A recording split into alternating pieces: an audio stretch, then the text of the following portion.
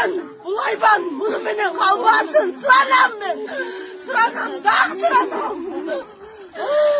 Şimdi çocuğu da az mı?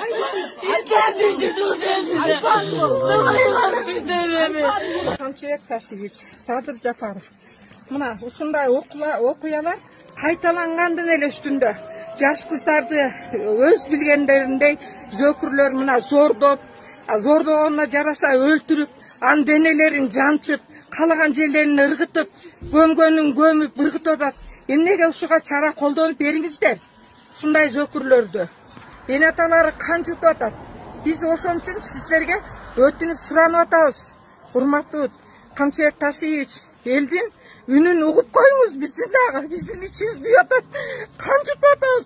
Тамчыбыктай буралган 17-деги кызды салып кетип ушундай өлүмгө биз канча күндөн бери издеп жүрөбүз. Тооташтан аман жанын таап алабызбы деп. Бирок жанчылган дене өлүктү таап кучактап кан жутуп атабыз. Ушуга жардам бериңиз. Сизден суранабыз биз. Жардам бериңиз бизге. Бүгүнкү күндө азыркы тажыясы болуп, коюл иштер болуп атат. Элдин эң биринчи талабы ошо баланы чыгарып берсин. Ошо кармалды, ошо баланы чыгарып берсин. Элдин ортосуна салалы. Мындай болбойт мындай. Элдин ортосуна чыгарып түрмөгө эмес, элдин ортосуна салсын. Кичинекей кызды өмүрүн кыйган бул кандай айбан, акмактар. Өздөрүн жоготуш керек. Ошону ортого салып берсин. Түрмөдөн эртең эле чыгат ал түрмөдөн. Элдин ортосуна чыгарып берсин. Мынакей бардын ушулар туугандары көз үйдө кан жутуп отурат, бардын. Эмнеге баары эле эме кылыш керек? Бүгүн биз ыйлабасак, эртең дагы бирөө ыйлайт. Ушуну токтотуп бериңиз, чара көрүп бериңиз.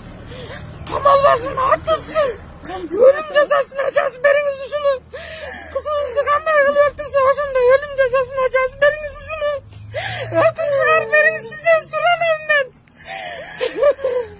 Сентябрдын 30-у мына 5-тер чамасында азыр Айсулууну АКК Сапаров узатуучу сенаты болуп турган экен.